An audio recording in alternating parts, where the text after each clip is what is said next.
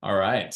Good afternoon, everyone. We are now getting started with opportunities and risks for special districts. My name is Matt Clemens, and I'm joined by Thomas Braggs, who's not only our operations manager, but a cybersecurity expert who will be chiming in on a couple of things today.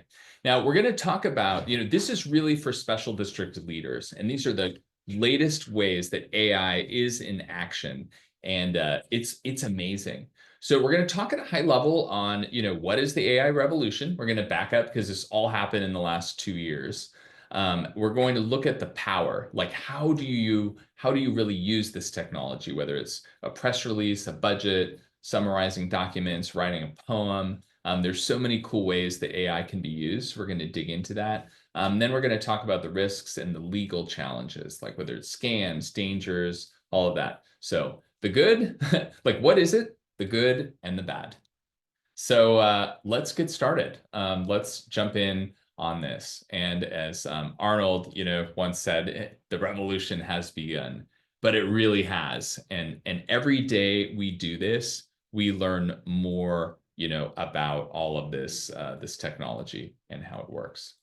Okay, so let's begin with a little key term quiz. So my favorite thing to do is to jump in and kind of look at what are all these terms. So because there's so much lingo going on with artificial intelligence, just want to have a little primer. So let's talk first, like what is artificial intelligence? For the terms on the right. And I'd love for you to vote in chat or yes, in chat. If you can type in the letter that you think it is, let me know. It gets easier and easier because there's fewer and fewer ones to go.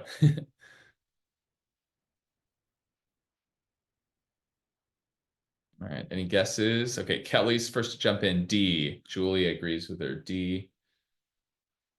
So artificial intelligence links there. D. Everybody's guessing. I think you're all just guessing. Yeah. We've got one E so far. The E's are coming in. Oh, now, okay. Amy started an E trend. No, Terry Brandt started the E trend. Amy Williams, Matt, Robert, Peggy. Oh, okay, E. And then Daniel's like, I think it's A. Okay.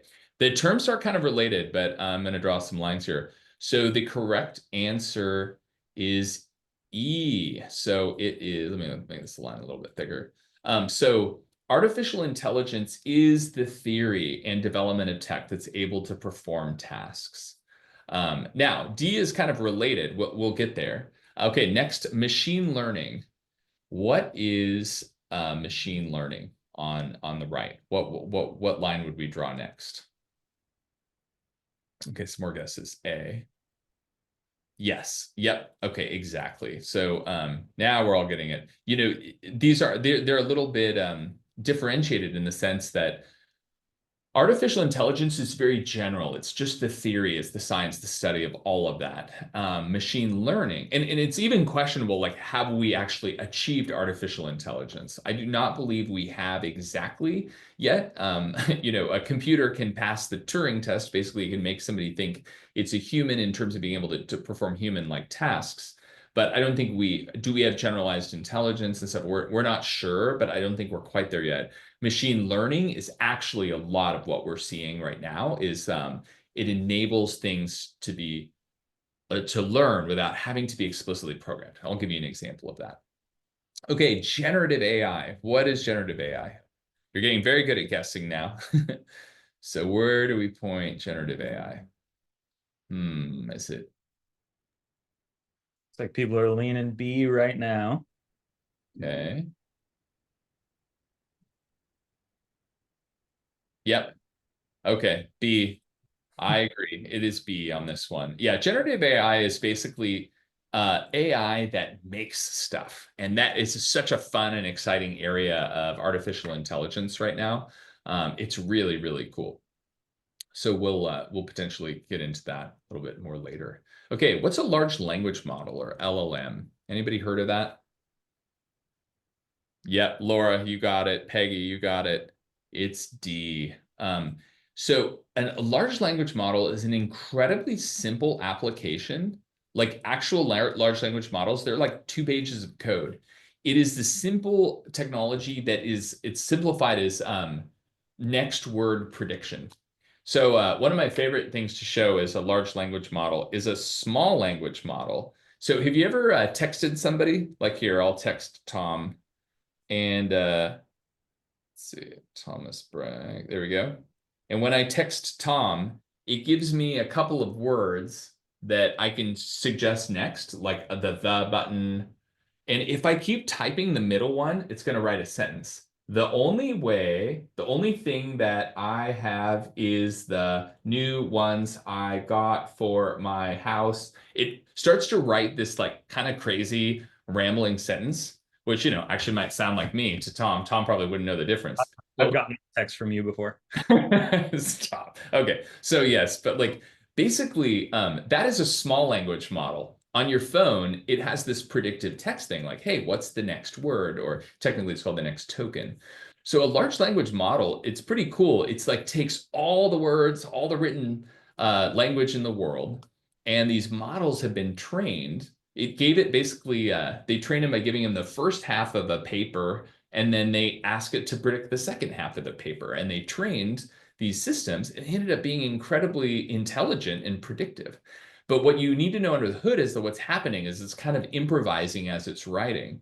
So anyway, it's very cool. But when you realize, man, that's a really simple process, you realize like sometimes why it makes stuff up. We'll talk about all of that in the future. But a large language model is basically it's vacuumed up most of the internet and it's learned to replicate human writing and even image creation and more. So we'll do some demos. All right. Next, ChatGPT.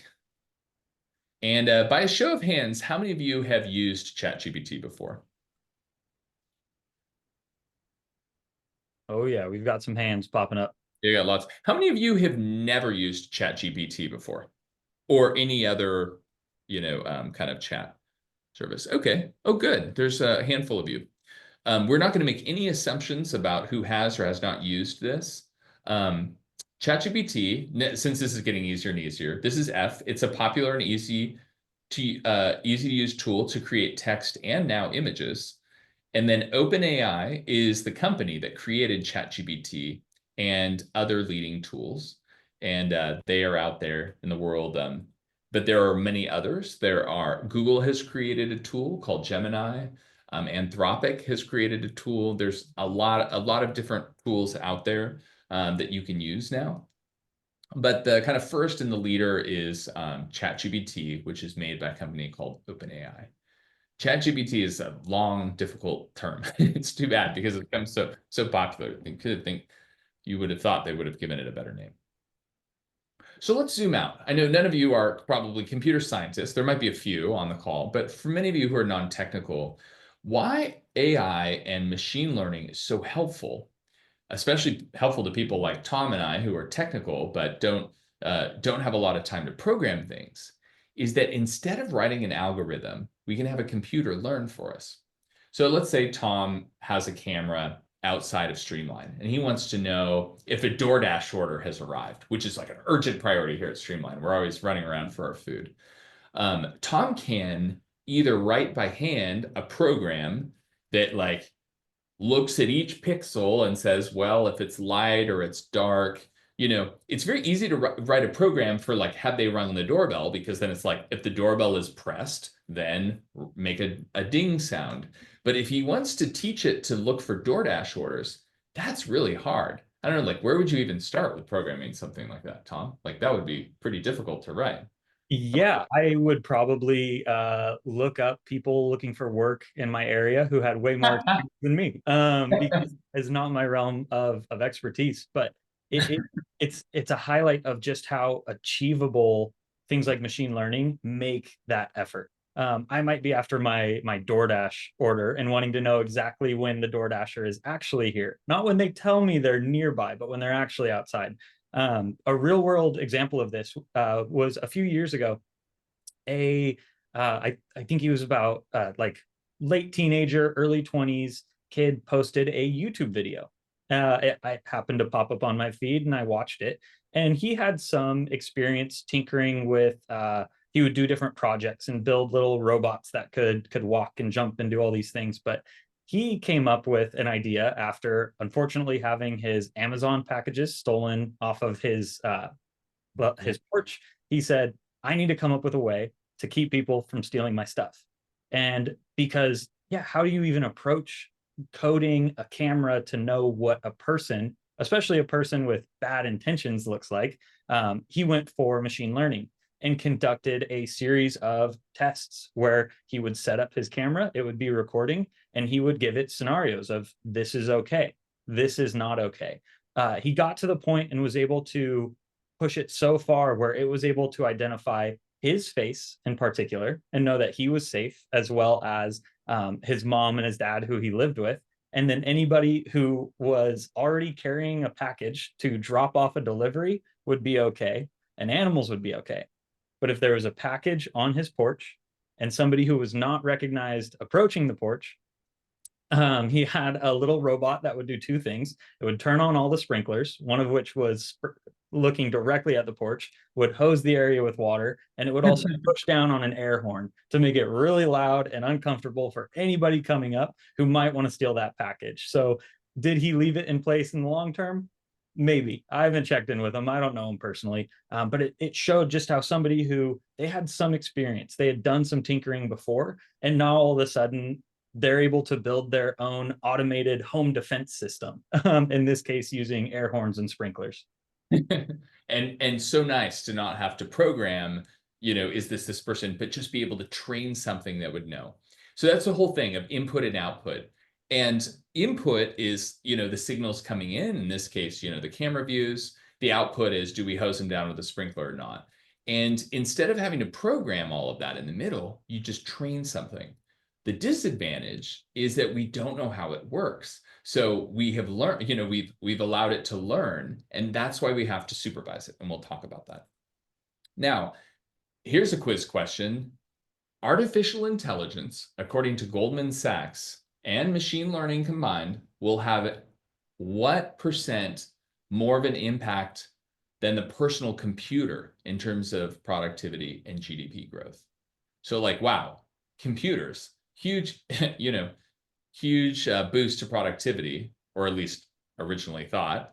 How much more powerful of an impact do you think artificial intelligence will have compared to that of the personal computer? We've got an 80%, 200%, 30%, 100. Okay, everybody's going pretty high. We're all the 100 and 200s are feeling pretty common now. Well, Monica, you're the closest. 200%. Oh no, Wendy also guessed 200%. Yep. It's more. Higher. Keep guessing. Jennifer's so specific, 62%. I love it. 1,000%. Julia, it's more. Keep guessing. Let's just get a prize. Annalise will give you a prize. I don't know what it is. I'm volunteering. 1,500%. It's more, Ashley. We've got a 10. Jennifer got it. Jennifer got it. It's 100 times. I know I screw everybody up by saying what percentage. This is huge. It's going to be 100 times more impactful than the advent of the computer. What? What? It's hard to overstate the impact that artificial intelligence will have. But we're going to get into why. And I think it's something to be aware of, cautious of, but also something to embrace, because there's so much that you can do to put AI into action for your district and to look at the power. So with that, I want to know, by a show of hands, how many of you have a newsletter for your district? Okay, Wendy, 7, yeah, about 10% maybe? No, 12%. Yeah, about 12% of those on the call. Okay, thank you. Thank you for raising your hands. Now, why don't you have a newsletter? How many would like to have a newsletter? Probably most of you, I think, would agree. Hey, newsletter would be nice, but why not?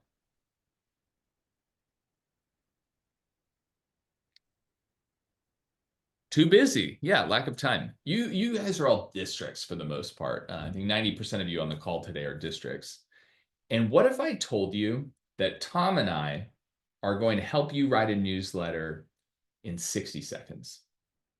What would you say? All right. So I need a volunteer, brave. Okay. Who? Nancy Miller. You said yes, please. Yep. Nancy, can we build you a newsletter? Do we have your consent? Because I'd love to build you a newsletter, Nancy. Nancy, what district are you from?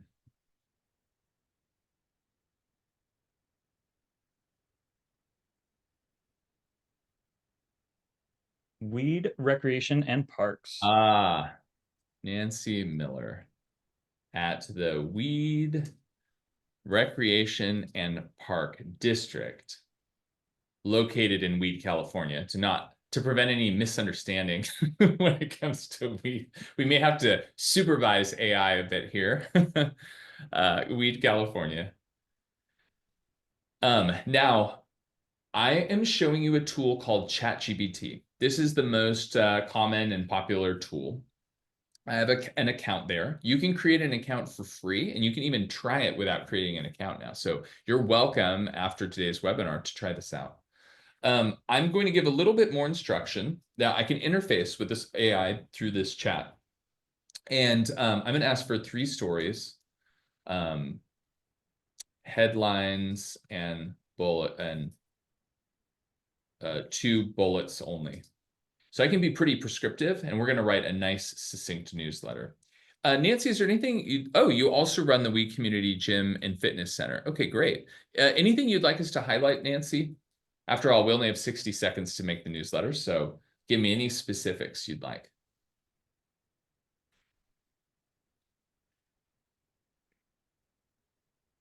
All right. Yeah, just the community and fitness. Okay, it's basically just this. All right, here we go. Off to the races. Let the 60-second timer begin. ChatGPT is going to come to our rescue. So now this is like a live animal demonstration. I have no idea what's going to happen. So it's not This like is that fun part of we don't know how it works. So yeah, forgive me in advance. Spring into fitness at the Weed Community Gym. Enjoy new yoga and spin classes for all levels. Special spring membership discounts available. Youth Basketball League is back. Register kids age 6 to 14 by April 15th. Volunteer coaches needed. Join the fun. And park improvement project underway. Watch for exciting upgrades coming to Lincoln Park. Community input welcome. Share your ideas. All right, awesome.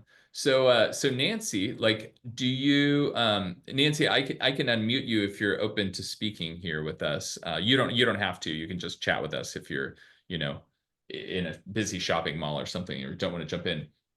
But Nancy, do you have a youth basketball league? All right, you just I think you can unmute now. There you are. Okay. We do So not. you do not. Well, you do now, Nancy. Just kidding. So, okay. And then do you have a park improvement project? No, not at Lincoln Park. No. Oh, okay. But this, you know what this does? It just gives you, for me, it would Uh-huh. just give me some like ideas of what I could highlight. Uh-huh. In just a pretty short, simple Yeah. newsletter type of thing. And here's your website. You've got some stuff. So like what we can do is please use this website to supplement the content. We don't have a basketball league. And then what we can do is now it'll rewrite because we only have 60 seconds. I know we've gone a little bit over. Thank you, Nancy. We can now have, this do this, and it will rewrite this. It'll go and retrieve the content, and it'll rewrite a little bit more. And we can ask it to expand to full paragraphs and more, and it will dig in and write that as well and rewrite. Okay, so do you have the Weed Steampunk Festival in May, Nancy? Yes. You do. Okay, great. So now what we did is, so the first thing that came out was a hallucination. So this is, again, it being a large language model and just hitting the autocomplete, autocomplete, autocomplete. It like has seen so many Park and Rec newsletters. It's just like, oh, here's something that could come up next. And it hallucinated. So this is why we supervise these models, because we don't know how they work. They just work. And now we asked it to do a research augmented query. So like, hey, use my website. We don't have a basketball league. So then it rewrote it, and it actually will grab the sources of where it found it on your website. And now we brought it into reality, and we have the basis of a newsletter that Nancy can do. So now I'm going to give it a thumbs up and say, please expand to one paragraph for each story. And now we're good to go. We've got this draft going, and it will now build us a newsletter. Spring is the perfect time to refresh your fitness routine at the Weed Community Gym. We're excited to offer new yoga and spin classes, and we've got the upcoming community events. And then it still is obsessed with this Lincoln Park thing, which doesn't seem to be real. But Nancy can simply snip that. But boy, if you want a buddy to help you draft that newsletter, your input matters. Please share your ideas and suggestions to help shape the future of our beloved park. All right, well, we want to applaud. ChatGPT really came through and whipped up a newsletter for Nancy just like that. Now, we're not limited just to generating text either. So Nancy, if you're still on with me, give me an idea for a graphic that we could add to this newsletter. So I'm going to go back to the main chat and say, help me create a graphic for this. And Nancy, what would you like to create as a graphic? So like a picture or more of a drawing? Either. Well, probably something about the upcoming swim season. Mm, We open our seasonal pool here, okay. June. Ooh. So maybe something with a pool or kids Yeah. swimming or something. And what is something kind of unique we could put in the pool?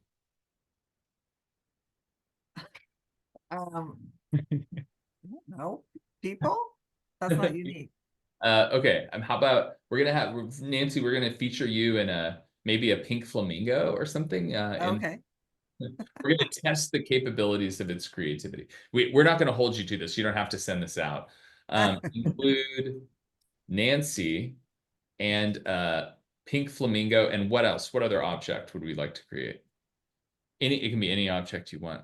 How about like an inner tube or something? Yeah, an inner tube. What color? Green. Inner tube. I think that's how we spell it, right? Well, I don't know. Green inner tube. Okay. Anything else? I think that's good. Okay. All right. Behold. If it wasn't for kids, I'd say a margarita, but we won't do that. Well, we can add a margarita for sure. In fact, yeah, I will pause. Oh, no. Okay, there we go. And add a margarita to the image. Peggy's in agreement. She said that was the first thought. You know what? It's afternoon. It's the Weed Recon Park District. Why wouldn't you have a margarita? Like, I think we're good to go there. But we understand you're kid friendly. So fortunately, this webinar is just for district. And we know you at districts have already seen it all, especially if you've run a Recon Park District. Carrie, our head of support here, was the assistant general manager at a Recon Park District, and the stories she has managing all those teenage lifeguards and everything, it would curl your hair. It's amazing. So, okay, so we are now working away, and it is creating an image for the very first time of the Weed Recon Park District's pool time. And this is something that we can then send out as well. Well, depending on how the image comes out.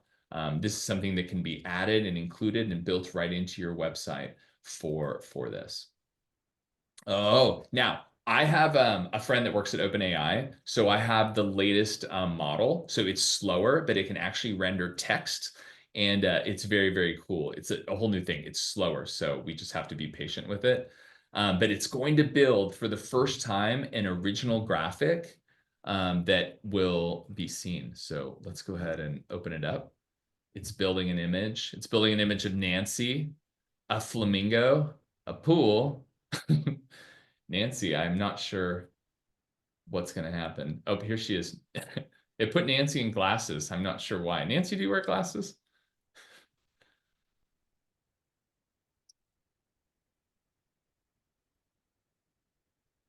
I'm not sure. Nancy may be muted. Oh, well, it put Nancy.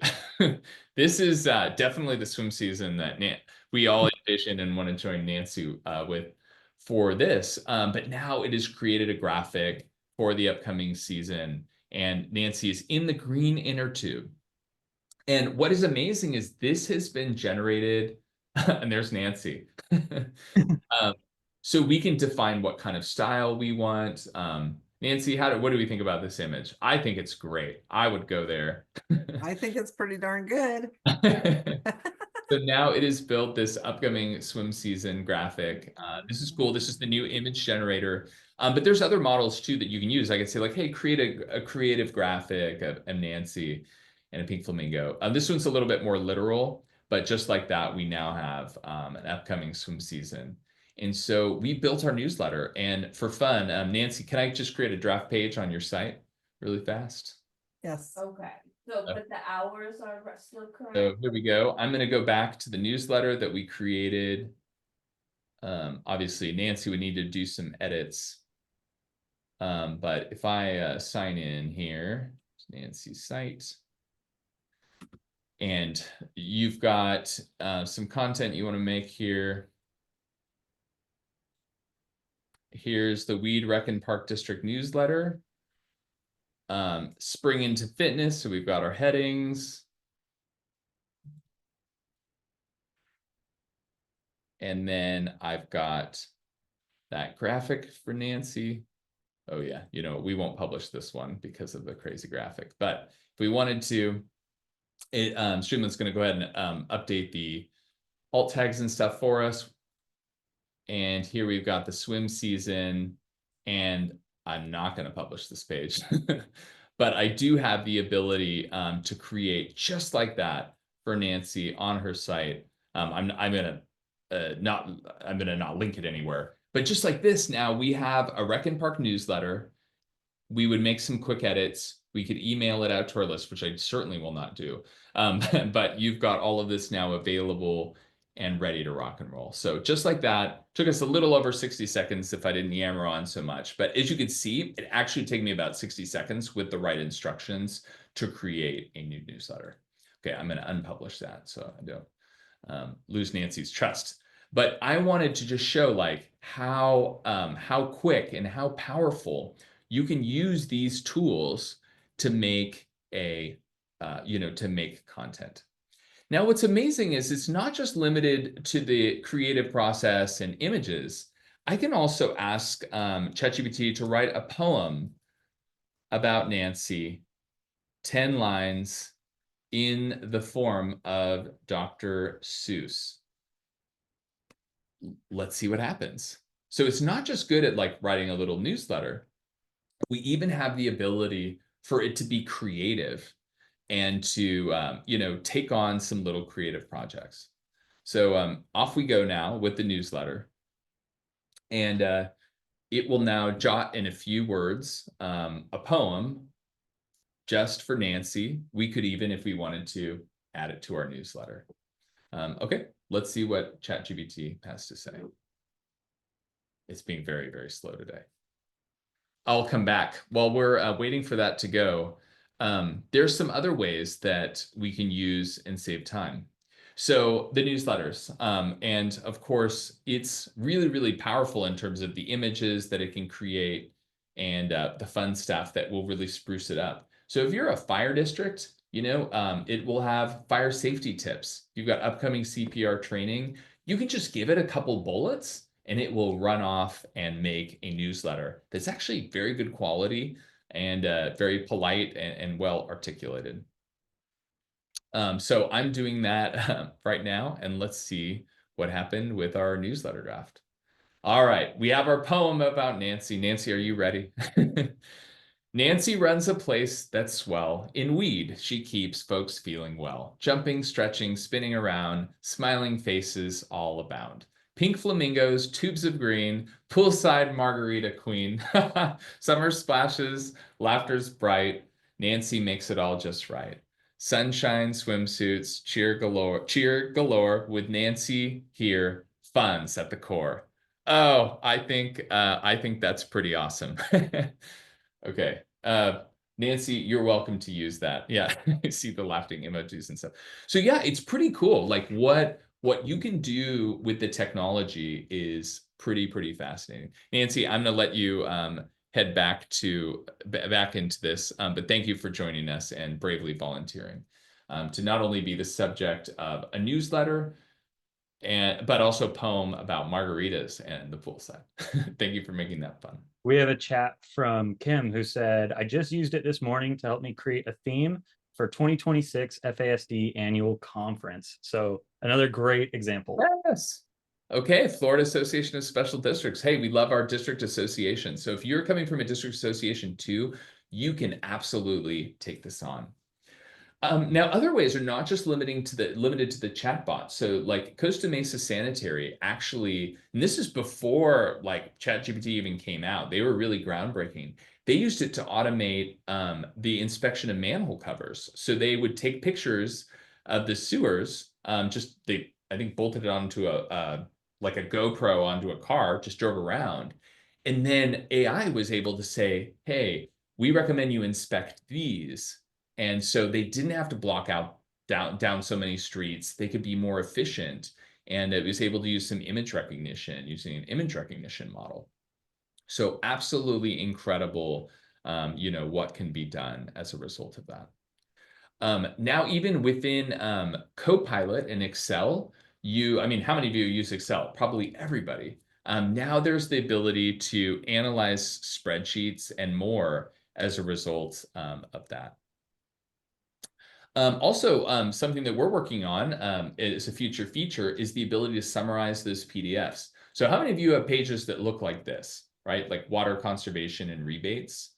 We can even do this as a demonstration. We can take a PDF of yours. Man, it's not very exciting to have a page that looks like this. And the hard part is, I don't know if you're like me and you click on this and you look on your phone, oh, it's so hard to read. You've got to kind of turn it and see. But we can say, convert this into a PDF with a summary page and link it. And voila, it will then take all of that content and break it down and make a summary available. And this is something that for accessibility is great. So now you can see it on a mobile device. You don't have to send it off for $7 a page to get fixed for the new ADA standards for PDFs. And you can make sure that it's easy to read, and you can still keep the PDF available as archive copy or just for reference. But all the content people need is now on the page, which just makes the website so much more attractive and professional. With things like alt text, alt text is required. Now you have the ability to just take images and have them be described. So if you're on Streamline, this is already built in. But if you're not, you can use tools like this to help you write the alternative text, because that's really important. Also, image generation. So when I first gave this talk in 2022, we asked it to make a fire truck, and this is what it made. It was very like shapely and colorful and kind of crazy. It was using Dolly, which is their first model.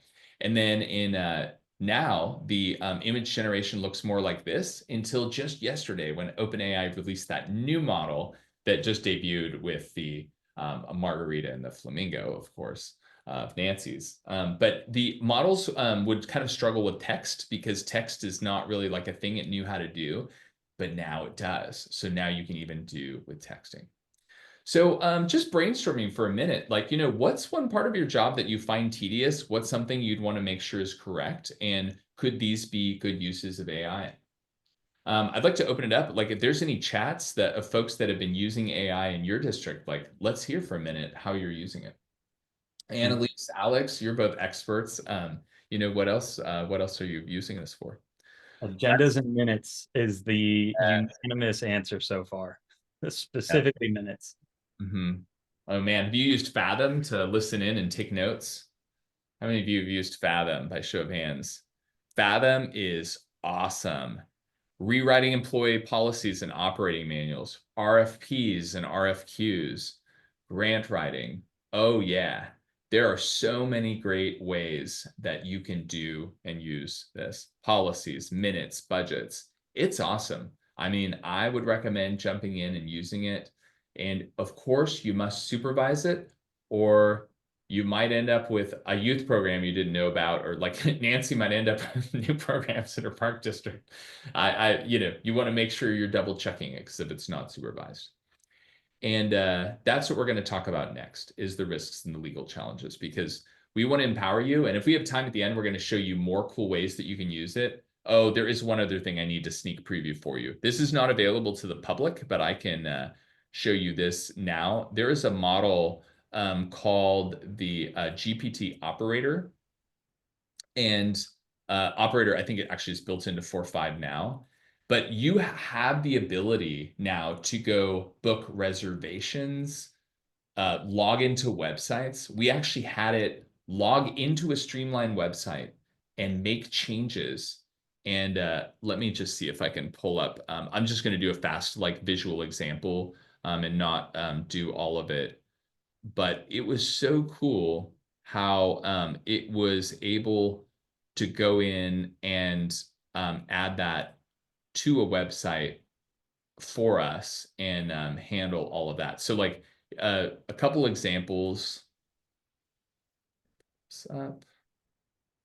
If we have really old documents that are really nasty, like this literally came from a scan file. I said, would you be able to reproduce this text as clean, accessible HTML? It said, sure. And it was able to completely fix the document.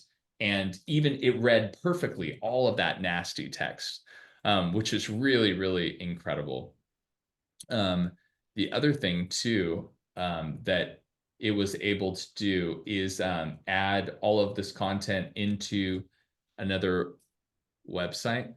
So I'll show you the operator really fast, give you a quick glimpse of this. And this is like very, very new, groundbreaking technology. So I'm going to load that up. So I had challenged it to write a newsletter, but then actually go post it on my site. And it was able to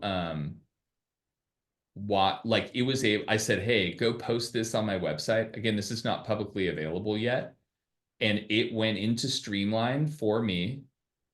It added a page. It wrote that I asked it to write the newsletter, and it went ahead and did that. Build me a graphic of a pink flamingo, upload that graphic. Oh, this is actually a safety starts at home one. And then it did this and even went through and added it to my landing pages for me. So I can train it. It will watch me. But this is GPT operator, and I think this will be probably the most profound thing that will happen in our technology is when AI can use browsers to perform tasks. And it was able to go in and build this newsletter, add the headings. It didn't do a perfect job. Sometimes I have to take over and show it what to do. It hadn't used Streamline before. But it was able to do this. So we at Streamline are actually going to be starting to use Operator to do more things for you and help assist you. But it is crazy the kinds of things that can happen once the AI gets a browser. So lots of cool things, and using this in your spreadsheets and more, looking for analysis. There's so many things that you can do, and we can't wait to help you with that. So talk to us. We use Fathom. We use all this cool new stuff. But Tom and I would be remiss if we didn't talk to you about the risks and legal challenges. And I know as we've got sort of the last 20 minutes of this talk, we want to dedicate to you for your safety. So one of the things we do that's tedious at Streamline is every time we go into a new state, we need to know what the legal requirements are. Generally, we partner with associations that have figured this out, and we work with them. But I said, oh man, I'm going to use this. Please produce a complete checklist of posting requirements for what districts in Illinois need to do. And so at first, it was incredible. It had all of the stuff. It's so detailed. But then I asked it well, wait, what is the Local Government Wage Reporting Act? And he even had a reference. And then it said, I'm sorry, my previous response contained an error. What you actually need is this. And then I keep reading, and I'm like, but this is for school districts. And then I'm like, are you sure? Would this be required for a fire district? Oh, I apologize. After further review, I would like to clarify this applies to counties and townships and school districts, but maybe not special districts. And then I'm like, are you sure? Are you sure? And then it just eventually, like, the meltdown continues. And it says at the end, it's essential for fire districts to consult with legal counsel to ensure compliance with all Illinois laws and regulations. So what's happening here is, like, it didn't have anything to copy from. So nobody had ever thought about this before. And so what the AI is not currently able to do is it's not able to really do reasoning. It's just kind of completing the token. So it's doing something that sounds like it, but it's not actually applying. And so we've even noticed that, like, ChatGPT has kind of used some of our content, and it will sort of reference that when you ask about accessibility for special districts and stuff. I'll even see, like, hey, wait, those are the 5 checkpoints I wrote. Like, it's bulleting them for somebody. So it will, like, fish it up, but it kind of can BS you if it doesn't know what the answer is. This is another example, like, why it struggles with things like hands, because it doesn't really understand what a hand is. It just knows, like, things that look related next to each other. This is a diffusion model. It can kind of struggle with things that it has to have an understanding. Like those old Escher drawings where, you know, the little creature could walk upside down and stuff. It's like one of those things where if you didn't understand how hands work, you know, that these figures operate independently, and you just had seen a bunch of images of hands, you might think this is perfectly believable to have a finger kind of crossing over and going long, but it actually doesn't make sense. And so there are some things that really are hard for AI to understand. And with this comes big ethical questions like, you know, if we have these models that are generating content, and I say, hey, I want you to make me some art like Michael Bay. It's like, does Michael Bay get any credit or money here? No. I can say, hey, create a photo that looks like Annie Leibovitz using a Canon R5 thing with this kind of lens and frame. It'll make an image that looks like that, but what does Annie Leibovitz get? If I ask ChatGPT to make me a delicious Caesar salad recipe, it can kind of take the French Laundry and Wolfgang Puck Caesar salads and kind of mix the recipes together and remixes it. And it might taste great. But what about the source material? How does that work? And LLMs kind of vacuumed up, the large language models, they kind of vacuumed up the entire internet before anybody consented. And so what about that? And the other thing too is about bias. And this is a big one that's important. I'm going to reshare my screen with audio because I want to share Nova, which is one of my favorite shows. They have some great information. I want to talk about what this means for hiring. Here we go. Amazon discovered this when they began a search for top talent with a hiring algorithm whose training data depended on hiring successes from the past. Amazon, somewhat famously within the AI industry, they tried to build a hiring algorithm. They had a massive data set. They had all the right answers because they knew literally who got hired and who got the promotion in their first year. The company created multiple models to review past candidates' resumes and identify some 50,000 key terms. What Amazon actually wanted to achieve was diversify their hiring. Amazon, just like every other tech company and a lot of other companies as well, has enormous bias built into its hiring history. It was always biased, strongly biased, in favor of men. Oops, hold on. A lot of other companies as well has enormous bias built into its hiring history. It was always biased, strongly biased, in favor of men, in favor generally of white or sometimes Asian men. Well, they went and built a hiring algorithm, and sure enough, this thing was the most sexist recruiter you could imagine. If you said the word women's in your resume, then it wouldn't hire you. If you went to a women's college, it didn't want to hire you. So they take out all the gender markers and all the women's colleges, all the things that explicitly says this is a man and this is a woman, or even the ones that obviously implicitly say it. So they did that, and then they trained up their new deep neural network to decide who Amazon would hire. And it did something amazing. It did something no human could do. It figured out who was a woman and it wouldn't hire them. It was able to look through all of the correlations that existed in that massive data set and figure out which ones most strongly correlated with someone getting a promotion. And the single biggest correlate of getting a promotion was being a man. And it figured those patterns out and didn't hire women. Amazon abandoned its hiring algorithm in 2017. So that is an example of how we have to be so careful when we use AI, because it's back to that whole thing. Like, we don't know how it's making decisions. So if we're asking it to make a credit decision, if we're asking it to do other things, it may group people and make decisions based on a grouping or a protected class or things that we don't want it to make a decision on and not tell us. Because these algorithms don't always work in a reasonable way where it's typing out the criteria. So when you're working with hiring, when you're working with things, you always want to be, always have human in the loop and make sure that you're using it in a way that does not, reinforce bias. Because famously, like, females were the first, women were the first computer programmers, right? I mean, there's so many amazing historical examples, but then computers got in the hands more of men as there was marketing efforts in the early 80s that and stuff that contributed to that. But like, that's something that needs to be examined if we're looking at data sets that may exhibit some bias. So anyway, those are just some things to keep in mind when using technology. In a similar vein to that idea of keeping a human in the loop, Mac, we had a question from Richard Arrow saying, can AI be used to create GASB compliant financial statements? And yes, can the AI be used to audit those financial statements? Now, I personally would agree with exactly what you just said. AI can be a great tool. It might be able to give you a great starting point, and it might be able to help review some things with you. But I would not just give a financial statement to AI and say, tell me what's happening, without ever looking at it. Mac, you might be able to expand on that a little more.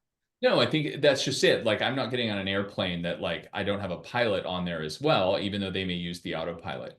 The best thing, if you want, like, this has come up, I co-present this talk with an attorney, and he is an attorney with an expert in artificial technology or artificial intelligence and tech.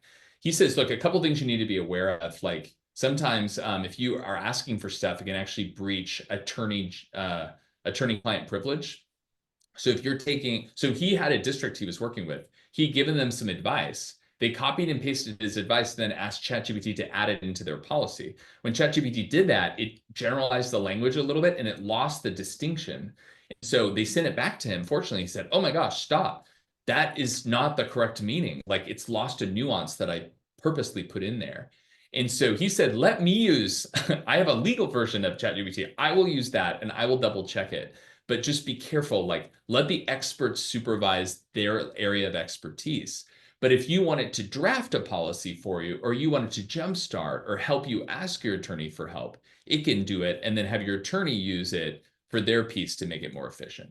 So, like, don't substitute it for expertise. Like, if you have a medical condition, check with your doctor. I have a friend in radiology who's like, I'm so tired of people asking me all these questions because they asked ChatGPT about the same scan and it gave them some incorrect answer. And now I have to field all those questions.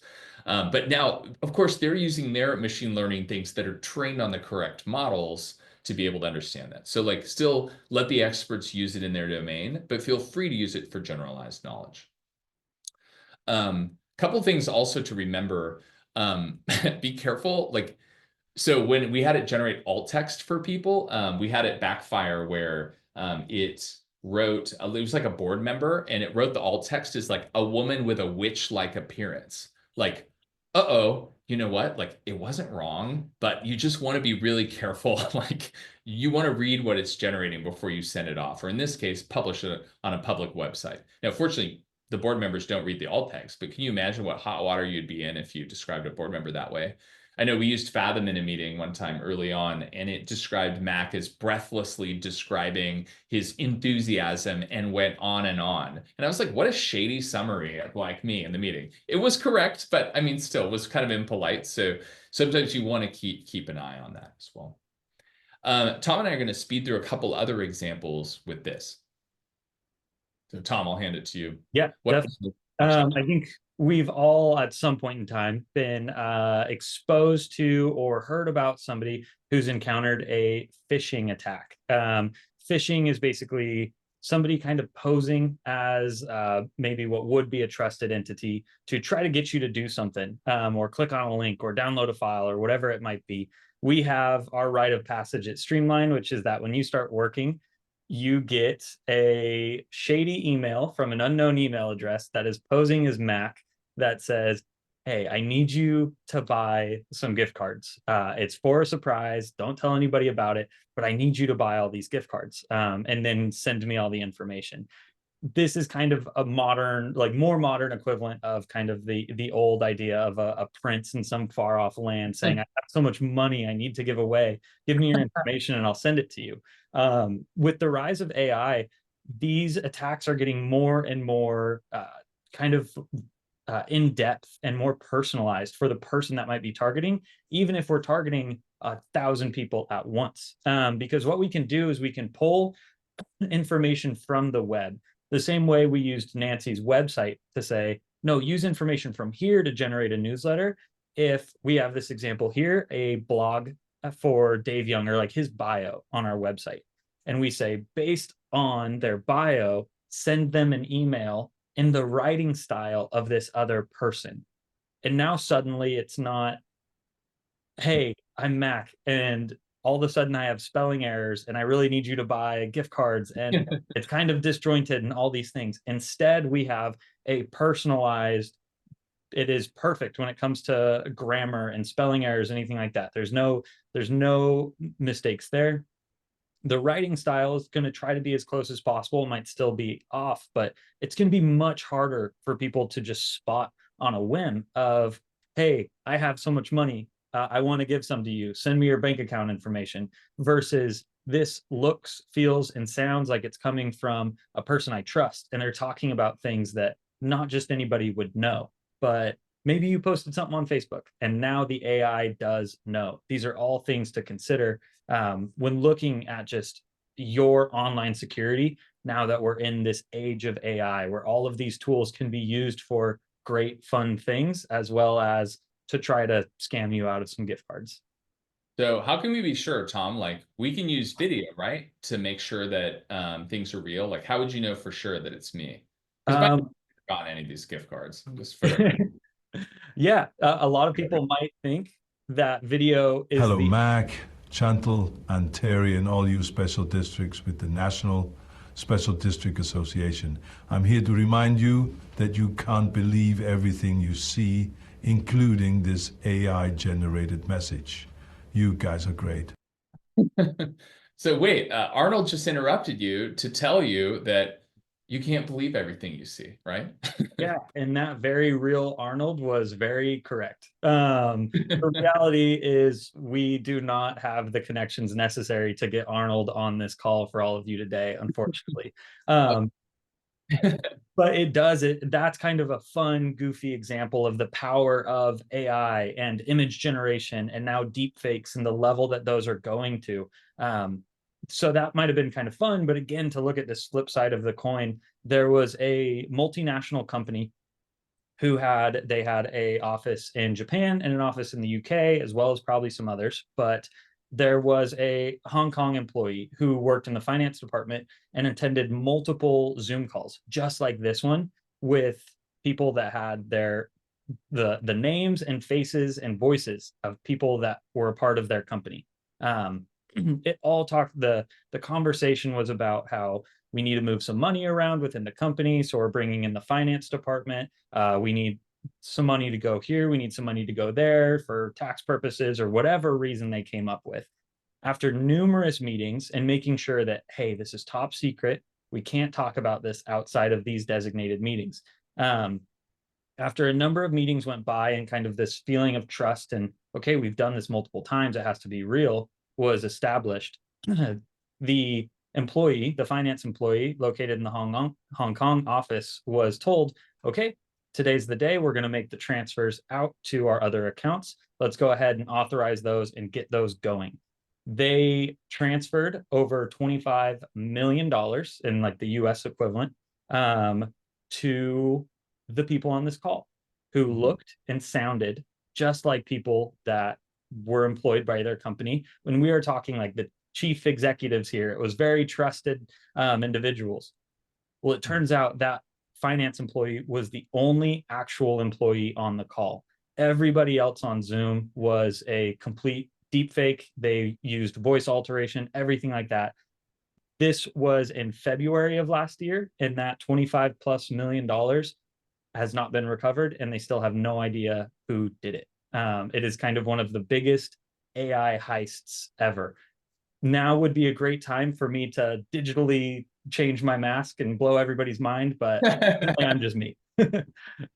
And you know, there's still some holes with this. Like if the person had asked questions, they wouldn't have been able to respond fast enough. But you know, somebody on this call could be like, Arnold Schwarzenegger joined and said, "Great job," you know, to everybody. It's you know, that's really, really important to remember that like AI is going to make it, you know, we're going to need to personally verify things, and you know, sometimes in person, just making sure if you text people, text your number, not one that came in on email. Double check for those wires. That's really important. And to answer Rachel's question that came in a bit ago about, you know, what about like Zoom? What are the policies? The policies are on their way, and there's actually some great policies, 3 different kinds of policies, one on AI usage and like what things are acceptable, human in the loop, and retention for that. And I may be able to share those and send those out afterward. I did a great, had a great co-presenter that was an expert in that. And I'll see if I can grab some of those references for some real world examples. Feel free to email me at the end and I'll be happy to shoot you some example policies. But another thing that came up, like, and I don't think this will be like a lasting thing, but in San Jose, they were saying like, hey, be careful. Like if you're using the district ChatGPT account that the district is paying for, those chat logs are technically subject to Public Records Act requests. So that's kind of interesting. So if I'm like a general manager and I say like, how do I communicate with my idiot board about, you know, this problem? It's like, that could be Public Record Act stuff. So now if you're using a personal ChatGPT account, you know, then it's blurrier lines, just like text messages to other people. But if you're doing district business on it, you'll probably want to get a district ChatGPT account, and you'll want to make sure you do it in accordance with district policies. So we will talk about all of that. You know, will it take your job? I don't think anytime soon. I think it's going to make your job better and faster. And as a public entity, you have a lot of stability. And our hope is for a bright future. It's supervised AI, where we use trusted sources, you know, and use it as a tool. We don't replace humans, we improve human performance. There are some draft policies that are on their way, and there's some great organizations like IDEO that are leading the way that can help you understand ethical uses and more. My name is Matt Clemens, and this is Thomas Bragg. We're right at time at 1 p.m. So much stuff to talk about. We could talk about AI with you for hours and hours, but I hope you'll join us again for future webinars and continue to do all of this great work that you do for your districts. I hope this has opened your eyes to all of the possibilities that are out there and the ways that technology can be used for good and ways that we need to watch out to stay safe. We'll be continuing to update you on this topic, building awesome new tools for you within Streamline to keep them appropriate and supervised. And we hope to join you in your journey to be more and more productive. And if Nancy has that pool party with margaritas and a pink flamingo, we'll definitely be there. Have a great spring, everyone. Thank you for joining. Take care.